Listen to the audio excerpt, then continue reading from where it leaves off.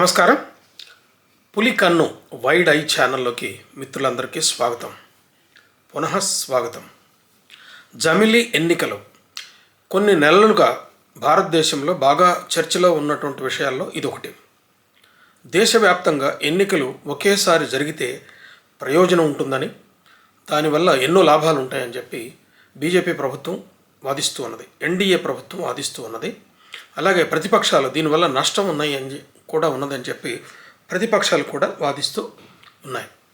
దీని యొక్క వివరాల్లోకి వెళితే, అసలు జమిలీ ఎన్నికలు ఇప్పుడు ఆలోచిస్తున్నారా, దేశంలో ఇంతకు ముందు జరిగినాయా, ఎప్పుడు జరిగినాయి, ఏంటి అని చెప్పి వీటన్నిటిని గురించి ఆలోచించాల్సినటువంటి అవసరం ఉన్నది.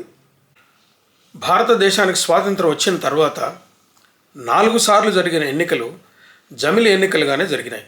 అంటే విధానసభకి, లోక్సభకి మొత్తం ఒకేసారి ఎన్నికలు జరిగినాయి.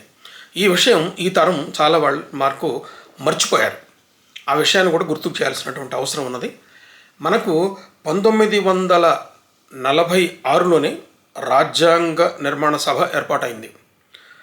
360 మంది సభ్యులతోటి రాజ్యాంగ నిర్మాణ సభ ఏర్పడితే 1947లో స్వాతంత్రం వచ్చిన తర్వాత, పాకిస్తాన్ విడిపోయిన తర్వాత మనకు 260 సభ్యులు మిగిలారు.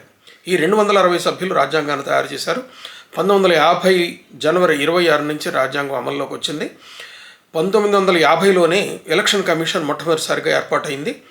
ఈ సునీత్ కుమార్ అని చెప్పి ఆయన మొట్టమొదటిసారి రాజ్యాంగ దీనికి ఎలక్షన్ కమిషన్కి ఆయన ఉన్నారు. అయితే మనకి 4 సార్లు జమిలీ ఎన్నికలే జరిగినాయి. ఒకే ఎన్నిక జరిగింది. 1952లో మొట్టమొదటిసారి జనరల్ ఎలక్షన్స్ జరిగినాయి. 1950లో మనకి రాజ్యాంగం అమలైతే 1952లో మొట్టమొదటిసారిగా జనరల్ ఎలక్షన్స్ జరిగినాయి. అప్పుడు రాష్ట్రాలకు, లోక్సభకు, విధానసభలన్నిటికి కూడా ఒకేసారి ఎన్నికలు జరిగినాయి. ఆ తర్వాత 1957లో రెండోసారి జనరల్ ఎలక్షన్స్ జరిగినాయి. జరిగినప్పుడు 45.44% ఓట్లు పోలైనాయి. 24 ఫిబ్రవరి నుంచి జూన్ 9 వరకు 1957లో ఈ ఎన్నికలు జరిగినాయి. అట్లాగే మూడో జనరల్ ఎలక్షన్స్ 1962లో జరిగినాయి. దీంట్లో కూడా 494 సీట్లకి 361 సీట్లు కాంగ్రెస్ గెలుచుకుంది. అప్పుడు కూడా జమిలీ ఎన్నికలే జరిగినాయి. విధానసభకి, లోక్సభకి, విధానసభలన్నిటికీ, లోక్సభకి కలిపి ఒకేసారి ఎన్నికలు జరిగినాయి. ఈ తరం దీన్ని గుర్తుపెట్టుకోవాలి. అట్లాగే 1967లో 4వసారి జనరల్ ఎలక్షన్స్ జరిగినాయి. అప్పుడు కూడా విధానసభలన్నిటికీ, లోక్సభకి కలిపి జమిలీ ఎన్నికలు, ఒకేసారి ఎన్నికలు జరిగినాయి. కాబట్టి ఈ తరం గుర్తుపెట్టుకోవాల్సిన విషయం ఏంటంటే, జమిలీ ఎన్నికలు అంటే విధానసభలకు, అన్ని రాష్ట్రాల విధానసభలకు, లోక్సభకు ఎన్నికలు ఒకేసారి జరగటం అన్నది ఇప్పుడు కొత్తగా మాట్లాడుతున్నది కాదు. భారతదేశంలో స్వాతంత్రం వచ్చిన తర్వాత 1952 నుంచి 1967 వరకు 4 సార్లు జరిగిన ఎన్నికలు ఒకే ఎన్నికలు జరిగాయి. అది ఈ తరం గుర్తుపెట్టుకోవాల్సినటువంటి విషయం. ఇక 5వసారి జరిగినటువంటి జనరల్ ఎలక్షన్స్ చాలా ముఖ్యమైనవి. ఇవి 1967 తర్వాత 72లో జరగాల్సింది 71లోనే జరిగాయి. ఇప్పుడు ఈ ఎన్నికల సందర్భంగా ఇండియన్ నేషనల్ కాంగ్రెస్ విడిపోయి కాంగ్రెస్ ఆర్, కాంగ్రెస్ ఓ అని 2గా ఏర్పడ్డాయి. కాంగ్రెస్ ఆర్ అంటే రిక్విజిషనిస్ట్స్ అంట. దీనికి ఇందిరాగాంధీ నాయకత్వం వహించింది. తర్వాత 6వ జనరల్ ఎలక్షన్స్ మనకి 1977లో జరిగినాయి. అంతకుముందు ఎమర్జెన్సీ పెట్టడం, 75, 76లో దేశమంతా కారాగారంగా మారిపోవటం, ఇందిరాగాంధీ చేసినటువంటి ఫలితంగా మనకి 77లో ఎన్నికలు జరిగాయి. 77లో ఎన్నికలు జరిగినప్పుడు కాంగ్రెస్ ఘోరంగా ఓడిపోయింది. జనతాదళ్ వచ్చింది. జనతాదళ్లో జనతా పార్టీ వచ్చింది. జనతా పార్టీలో మొరార్జీ దేశాయ్ ప్రధానమంత్రి అయినారు. ఆ తర్వాత చరణ్ సింగ్ అయినారు. ఆ తర్వాత మళ్ళీ మధ్యంతర ఎన్నికలు వచ్చినాయి. ఎన్నికలు వచ్చిన ఫలితంగా అయితే అప్పటిదాకా 4 సార్లు విధానసభలకి, లోక్సభకి ఒకేసారి జరిగినటువంటి ఎన్నికలు కాంగ్రెస్ పార్టీ కారణంగానే, కాంగ్రెస్ పార్టీలో వచ్చినటువంటి అంతర్గతమైన కొట్లాటలు, లుకలుకులు కారణంగానే అక్కడ ఆ ఎన్నికల క్రమం అన్నది చెడిపోయి తర్వాత ఎమర్జెన్సీ రావటం, తర్వాత మధ్యంతర ఎన్నికల కారణంగా విధానసభలకు ఒకసారి, లోక్సభకు ఒకసారి ఎన్నికలు జరిగేటటువంటి 2 సార్లు ఎన్నికలు జరిగే పద్ధతికి కారణం కాంగ్రెస్ పార్టీ అని, ప్రధానంగా ఇందిరాగాంధీ అని చెప్పాల్సినటువంటి అవసరం ఉన్నది. అట్లా 1969లో ఇలా చీలిపోయిన తర్వాత 1977లో ఇది జరిగిన తర్వాత అక్కడి నుంచి మనకి కొన్ని రాష్ట్రాలకు ఒకసారి లోక్సభకి ఒకసారి ఇలా ఎన్నికలు జరిగేటటువంటి అవసరం ఏర్పడింది. దీని కారణంగా ప్రతి సంవత్సరం కూడా దేశంలో ఎక్కడో ఒక చోట ఎన్నికలు జరిగే పరిస్థితి ఏర్పడింది. ఒక సంవత్సరం కొన్ని రాష్ట్రాల్లో జరిగితే, ఒక సంవత్సరం కొన్ని రాష్ట్రాల్లో జరిగితే, లోక్సభకి ఇంకొకసారి జరిగితే, దీనివల్ల 5 సంవత్సరాల్లో కూడా ఏదో ఒక రాష్ట్రంలో ఎన్నికలు జరగాల్సిన పరిస్థితి ఏర్పడటం, ఎక్కడో ఒక చోట ఎన్నికలు జరగాల్సినటువంటి పరిస్థితి ఏర్పడటం, దానికి ఎన్నికల కమిషన్ ప్రతి సంవత్సరం పనిచేయాల్సినటువంటి అవసరం రావటం, ప్రతి సంవత్సరం ఖర్చులు ముబ్బడిగా జరగటం, ఈ పరిస్థితులు అన్నీ జరిగినాయి. దీని అన్నిటికీ కారణం ఏంటంటే ఒక రకంగా కాంగ్రెస్ పార్టీయే కారణం అని చెప్పి మనం చెప్పాల్సినటువంటి అవసరం ఏర్పడింది. దీని దరిమిలా ఇప్పుడు బీజేపీ పార్టీ జమిలి ఎన్నికల విధానాన్ని తీసుకురావాలని చెప్పి తలపెట్టింది. ఈ జమిలి ఎన్నికల్లో ఒకేసారి ఎన్నికలు జరుగుతాయి. ఏ కారణం వల్లనైనా ఏదైనా ఒక విధానసభ రద్దు అయితే, ఒక రాష్ట్రానికి సంబంధించినటువంటి రద్దయినా, మధ్యంతర ఎన్నికలు జరిగినా దానికి ఏ విధమైనటువంటి ఏర్పాట్లు చేయాలి, ఏ మార్పులు ఏ పరిస్థితులు వచ్చినా కూడా దేశంలో ఒకేసారి ఎన్నికలు జరగడానికి ఏమి ఏర్పాట్లు చేయాలని చెప్పి ప్రభుత్వం ఆలోచిస్తూ ఉన్నది. దానికి సంబంధించినటువంటి విషయాలన్నీ కూడా క్రోడీకరించి దానికి ఒక రూపకల్పన చేస్తున్నారు. ఈ అవసరాల కోసం సెప్టెంబర్ 2023లో రామ్నాథ్ కోవింద్ మాజీ రాష్ట్రపతి అధ్యక్షతన ఒక కమిటీ వేశారు. ఈ కమిటీ వేరువేరు రాష్ట్రాల్లో పర్యటించారు, వేరువేరు సిటిజన్స్ తోటి వాళ్ళు సంప్రదింపులు చేశారు, వేరువేరు పార్టీల వాళ్ళతో సంప్రదింపులు చేశారు, అట్లాగే ప్రభుత్వాలతో సంప్రదింపులు చేశారు, వ్యక్తులతో సంప్రదింపులు చేసి 1800 పేజీల రిపోర్టుని మార్చి 14వ తారీఖున రాష్ట్రపతికి సమర్పించారు. దరిమిల అయితే 2024లో కొత్త ప్రభుత్వం ఏర్పడిన తరువాత 2029లో జరగబోయే ఎన్నికల కోసం జమిలి ఎన్నికలు చేయడానికి ఏర్పాట్లు చేయాల్సిన అవసరం ఉంది. ఈ ఏర్పాట్లు చేయాలంటే జమిలి ఎన్నికలు జరపడానికి ఇప్పుడున్నటువంటి పరిస్థితిలో రాజ్యాంగాన్ని సవరించాలి. రాజ్యాంగంలో 6 ఆర్టికల్స్ని సవరించాలి. ఈ 6 ఆర్టికల్స్లో 2 ఆర్టికల్స్ సింపుల్ మెజారిటీతో గెలిచినా కూడా దాన్ని సవరణ చేయొచ్చు. కానీ 4 ముఖ్యమైనటువంటి ఆర్టికల్స్ని 2/3 మెజారిటీ ఉంటేనే ఈ రాజ్యాంగ సవరణ సాధ్యమవుతుంది. అందుకే బీజేపీ పార్టీ ఇచ్చేటటువంటి ఇప్పుడు స్లోగాన్ ఏంటంటే అబ్కి బార్ 400 పార్ అని వాళ్ళు అంటున్నారు. అంటే ఈసారి 400 కంటే ఎక్కువ సీట్లు గెలిస్తేనే మనకి రాజ్యాంగ సవరణలు చేయడానికి అవసరమైనటువంటి బలం ఏర్పడుతుందని చెప్పి బీజేపీ వాదిస్తూ వస్తున్నది. దాని ప్రచారం కూడా అదే తరహాలో ప్రచారం చేయడానికి జరుగుతూ ఉన్నది. ముఖ్యంగా ఒకేసారి ఎన్నికలు జరిగితే చాలా ప్రయోజనాలు ఉన్నాయి. ఆ ప్రయోజనాలు ఏంటి అన్నది ఒకసారి ఆలోచిస్తే, దేశవ్యాప్తంగా ఒకేసారి ఎన్నికలు జరగటం వల్ల కొన్ని 100,000 కోట్ల రూపాయలు మిగులుతాయి, డబ్బు మిగులుతుంది, దేశవ్యాప్తంగా ఉన్నటువంటి సంపద మిగులుతుంది. ముఖ్యంగా మ్యాన్ పవర్ ఆదా అవుతుంది. ఒక ఎన్నికలు జరిగినప్పుడు, ఇంత పెద్ద దేశంలో ఎన్నికలు జరిగినప్పుడు ఒక 5-6 విడతలుగా ఎన్నికలు జరుగుతాయి.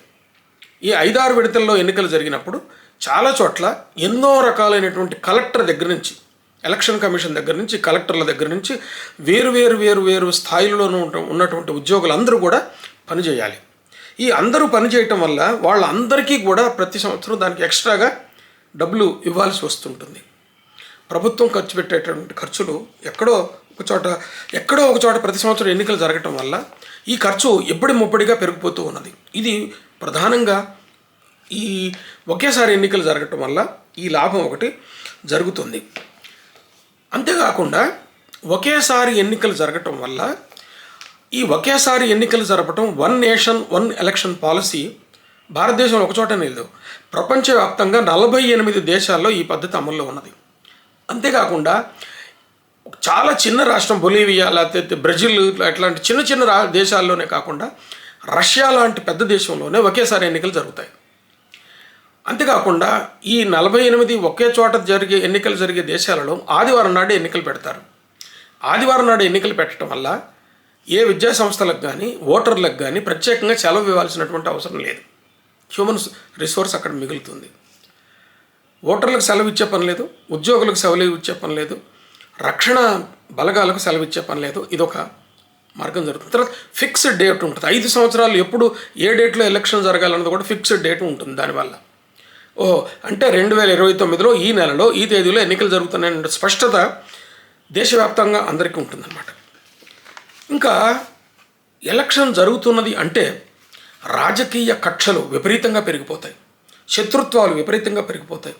ఒక పార్టీని ఒక పార్టీ దూషించుకోవటం, ఒక పార్టీని ఒక పార్టీ మీద విపరీతమైనటువంటి అసత్య ఆరోపణలు చేయటం, వాడు అన్ని లక్షల కోట్లు తిన్నాడంటే, ఈ పార్టీ ఇంత అవినీతి జరిగిందంటే, ఈ పార్టీ 10% కమిషన్లు తీసుకుందంటే, ఈ పార్టీ 20% కమిషన్లు తీసుకుందంటే, ఎప్పుడూ నిరూపణకు దొరకనటువంటి విపరీతమైనటువంటి అసత్యాలు, విపరీతమైనటువంటి ఆరోపణలు ఒక పార్టీ ఇంకొక పార్టీ మీద చేసుకుంటాయి. ఈ విధమైనటువంటి ఆరోపణలు, ఈ విధమైనటువంటి శత్రుత్వం 5 సంవత్సరాల్లో ప్రతి సంవత్సరం జరిగే బదులు 5 సంవత్సరాల్లో ఒకేసారి జరుగుతాయి. మిగతా 4 సంవత్సరాల 6 నెలల పాటు, 4 సంవత్సరాల 10 నెలల పాటు దేశం ప్రశాంతంగా ఉండేటటువంటి అవకాశం ఉంటుంది. ఇది ఒక చాలా పెద్ద ప్రయోజనం.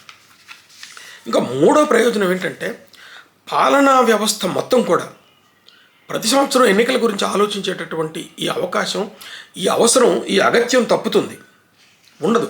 5 సంవత్సరాలకు ఒకసారి ఎన్నికల గురించి ఆలోచిస్తే సరిపోతుంది.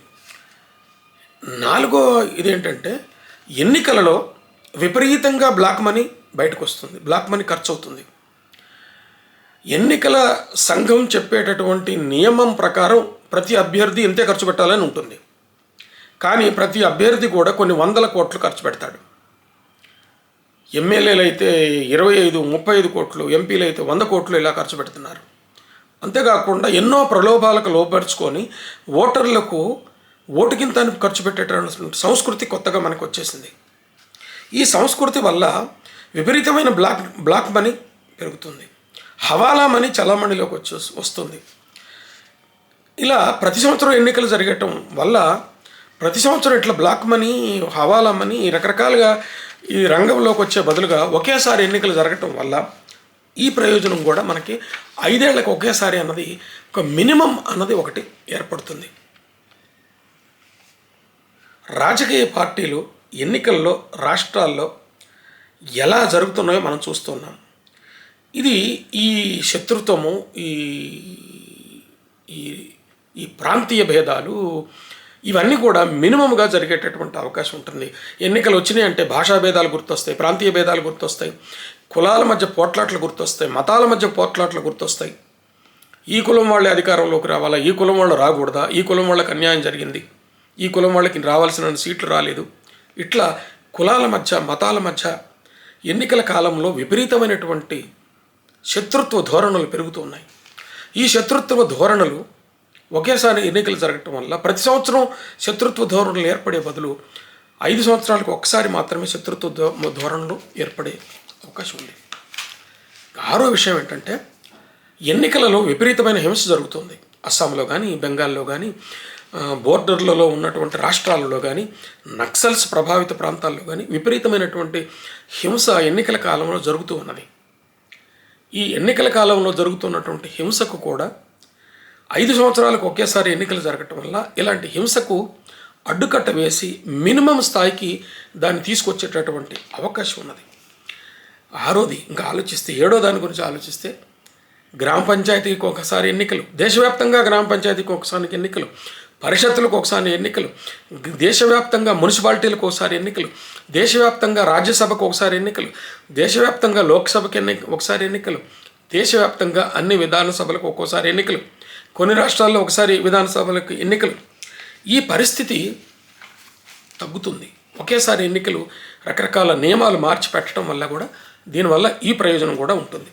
అంతేకాకుండా ఎన్నికలప్పుడు జాతీయ భాష అని, ప్రాంతీయ భాషలని, ఒక భాష మీద ఒక భాషకి పెత్తందారీతనం ఏంటని, ఈ భాషా వైషమ్యాలు కూడా బయటకు వస్తుంటాయి, ప్రాంతీయ వైషమ్యాలు బయటకు వస్తూ ఉంటాయి. ఈ ప్రాంతానికి ఇది జరిగిందని, ఈ ప్రాంతానికి ఇది జరిగిందని, మా ప్రాంతానికి మీరు తక్కువ ప్రాధాన్యం ఇచ్చారని, మీ ప్రాంతానికి ఎక్కువ ప్రాధాన్యం ఇచ్చారని, ఈ విధమైనటువంటి ప్రాంతీయ వైషమ్యాలు, భాషా వైషమ్యాలు పెరుగుతాయి. ఇది తగ్గుతుంది. అట్లాగే ప్రాంతీయవాదం తగ్గుతుంది. ఒక జాతీయవాదం పెరిగేటటువంటి అవకాశం 9వ విధంగా ఉంటుంది. అట్లాగే విద్యా సంస్థల మీద ఈ ఒత్తిడి తగ్గుతుంది. ఏ ఎలక్షన్లు వచ్చినా టీచర్లు అందరూ వెళ్ళిపోవాలి. అన్ని యూనివర్సిటీల దగ్గర నుంచి ప్రైమరీ స్కూల్ వరకు ఉన్నటువంటి విద్యా సంస్థలలో అధ్యాపకులు అందరూ కూడా ఎలక్షన్ డ్యూటీకి 3-4 రోజులు పోవాల్సి ఉంటుంది. దానికి ముందు కొన్ని శిక్షణ తరగతులు ఉంటాయి, శిక్షణ తరగతులు హాజరు కావాల్సి ఉంటుంది. కనీసం 2 వారాల పాటు ఈ ఉద్యోగులందరూ కూడా సెలవులు పెట్టి విద్యా సంస్థల్లో మానుకొని వాళ్ళు దానికి వెళ్ళాల్సినటువంటి ఎలక్షన్ నియమాల ప్రకారం ఎలక్షన్లకు వెళ్ళాల్సిన అవసరం ఉంటుంది. ఈ కారణంగా విద్యా సంస్థల యొక్క పనులు కూడా కుంటుపడుతుంటాయి. ఈ రకంగా 10 విధాలుగా జరిగే నష్టాలను, అలాగే కొన్ని వందల కోట్ల రూపాయల ఖర్చును, బ్లాక్ మనీ వ్యాప్తాన్ని, హవాలా మనీ, ఇట్లాంటి వాటన్నిటిని కూడా తగ్గించేటటువంటి అవకాశం ఉంటుంది. నిర్మూలించడం సాధ్యమని చెప్పట్లేదు, కానీ 5 సంవత్సరాల్లో జరిగే దాని బదులు ఒకే సంవత్సరం జరిగేటటువంటి అవకాశం ఉంటుంది. అట్లాగే ప్రతిపక్షాలు ఈ రోజున బీజేపీ ప్రభుత్వం, ఎన్డీఏ ప్రభుత్వము ఒకేసారి ఎన్నికలు జరపాలని, దానివల్ల ఇన్ని లాభాలు ఉంటాయని చెప్తుంటే ప్రతిపక్షాలు చేసే వాదన ఏంటంటే జమిలీ ఎన్నికల వల్ల ఫెడరల్ వ్యవస్థకి దెబ్బతింటుంది అని చెప్పి ఒక వాదన. అంటే ఫెడరల్ వ్యవస్థలో రాష్ట్రానికి కూడా ప్రత్యేకమైన అధికారాలు ఉంటాయి.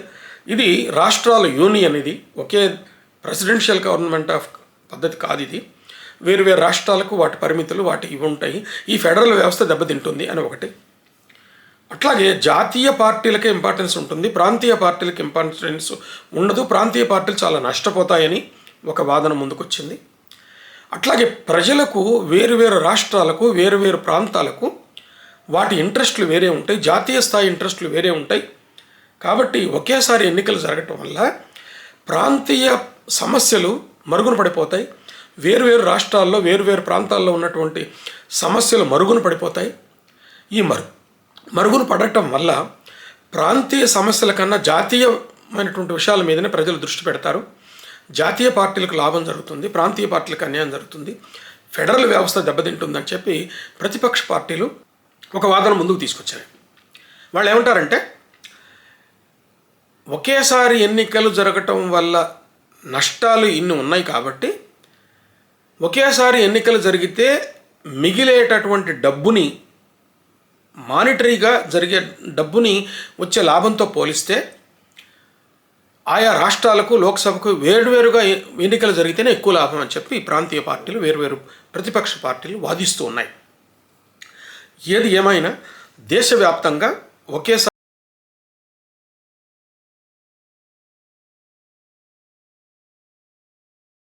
చూసినటువంటి ఈ విషయాలన్నిటినీ పరిశీలన చేస్తే మనకు స్వాతంత్రం వచ్చిన తర్వాత 4 సార్లు జరిగినటువంటి జనరల్ ఎలక్షన్స్లో విధానసభలకు, తర్వాత లోక్సభకు ఒకేసారి ఎన్నికలు జరిగిన సంగతి ఈ తరం గుర్తుపెట్టుకొని ఆలోచించినప్పుడు జమిలీ ఎన్నికల వల్ల, ఒకేసారి దేశవ్యాప్తంగా ఎన్నికలు జరగడం వల్ల జరిగే చిన్న కొద్దిపాటి అసౌకర్యాల కన్నా కూడా ఎక్కువ లాభాలు ఉన్నాయని చెప్పి అటు ఆర్థికంగా, ఇంకా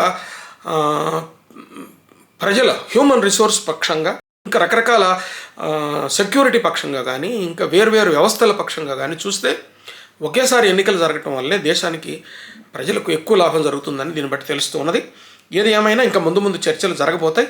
ఏది ఏమైనా 2024లో ఒకవేళ బీజేపీ పార్టీ కనుక 400 స్థానాల కంటే ఎక్కువ సంపాదించుకుంటే అప్పుడు రాజ్యాంగ సవరణ చేపట్టి ఒకేసారి ఎన్నికలు జరిగేలాగా తీసుకురావాల్సినటువంటి అవసరం ఉన్నది.